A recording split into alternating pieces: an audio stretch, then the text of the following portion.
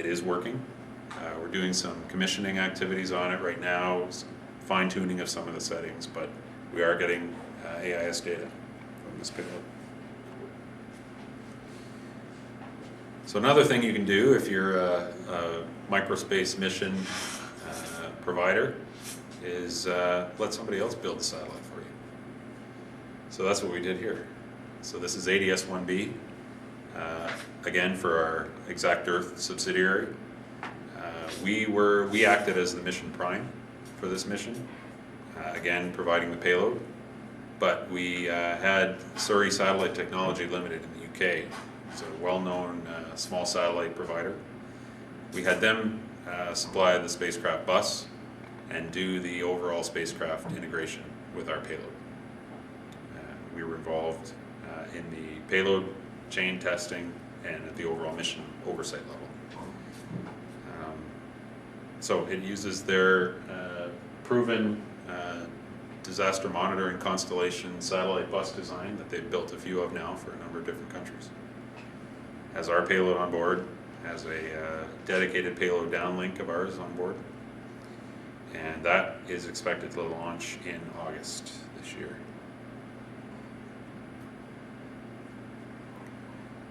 So the last way you can do it is do it all yourself, in-house. So that's what we're doing with something called the Maritime Monitoring and Messaging Microsatellite, or M3MSAT for short. This is an AIS mission for the Defence R&D Canada and the CSA joint mission, and it's also a mission for Exact Earth because ComDev has contributed money to this program as well. And we've done a bus design that exceeds the CSA's requirements for their multi-mission microsatellite bus. And this one, again, is an AIS mission primarily. It has a secondary payload on board, which is a low data rate communication system, and also has a tertiary or third payload on board, which is a dielectric charge monitor supplied by the CSA. It's roughly the size of a beer fridge. So as engineers, you guys can all appreciate what a beer fridge looks like, I hope. It's roughly 850 by 610 by 610 millimeters, weighs about 85 kilograms. Makes about 70 watts of orbital average power from body-mounted solar panels. It's 3-axis stabilized. It has about 5-degree pointing accuracy. And right now we're just getting into phase D. We had a successful CDR a couple months back, and so we're going to be ramping up. We're ramping up production now in our facility in Cambridge. We're going to build the spacecraft there, and then we'll be taking it to the David Florida Lab in Ottawa early next year for environmental testing. And the launch right now is planned for late 2012 from India.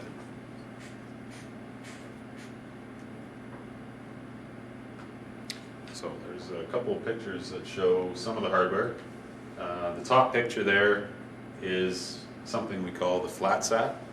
It's basically a functional model of the spacecraft with a bunch of the units that will go into the spacecraft that make up the various subsystems like comms, data handling, onboard computer, payload,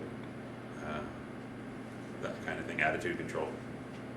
And it's just those units laid out on a table with harnessing, connecting everything, just to verify that the communication between all the units works, that we can send commands, receive data back.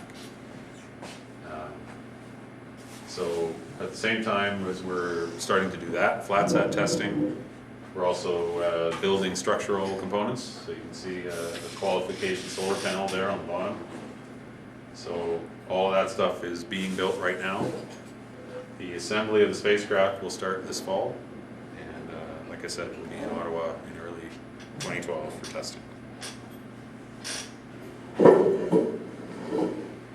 So in the future, we're also constantly looking for what other mission opportunities or solutions might there be out there that we can meet. So we've looked at all different kinds of missions, and we continue to do that. From other types of passive RF missions like AIS, where you're just collecting a signal that's there, to other optical or panchromatic or multispectral imaging type missions, other sort of dedicated or secure communication type applications.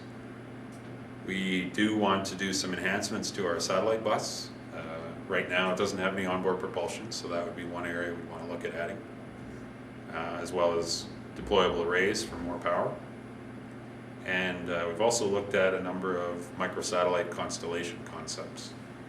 So those are all areas that this satellite design and others like it could be applied to. All right, so I mentioned Exact Earth a little while ago. So when ComDev was developing this technology to be able to receive AIS signals from space, at the same time they were looking at is there a commercial market for this? If we develop this thing, is anybody out there going to be interested in buying AIS data? So they did a fairly significant world business survey, really. They talked to maritime authorities from around the world, coast guards, militaries, and determined that, yeah, in fact, there was a lot of interest. If we could provide global AIS data, there were a lot of people out there that would be buying it. And if it existed today, they'd be buying it today. So they were very interested. So in 2009, the decision was made to establish a separate subsidiary company of ComDev, and it came to be known as Exact Earth. And they are a satellite data services provider. So they operate missions and collect the data and sell that data to interested parties. And they're located in Cambridge as well. Actually, they're in the same facility as the Mission Development Group, Microsatellite Group. So their first data product, of course, is AIS, and starts with a satellite constellation. So that constellation is not what you might think of when you think of a traditional constellation. It's a whole mix of all those different types of applications that I showed you. So from hosted payloads to nanosatellites to microsatellites to potentially other things in the future that we haven't even thought of yet. But they're all ways of getting AIS payloads into low Earth orbit. So the payloads on board the satellites detect the signals, and they pump those signals down to Earth stations. Those Earth stations forward that data to a central data center, which is located in Toronto. It's a secure facility. And data is processed there and then sent to the Data Operations Center in Cambridge at Exact Earth's headquarters.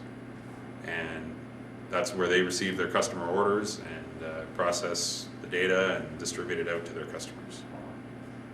So it's a complete system, end-to-end, for collecting and distributing AIS data. And this has lots of different applications.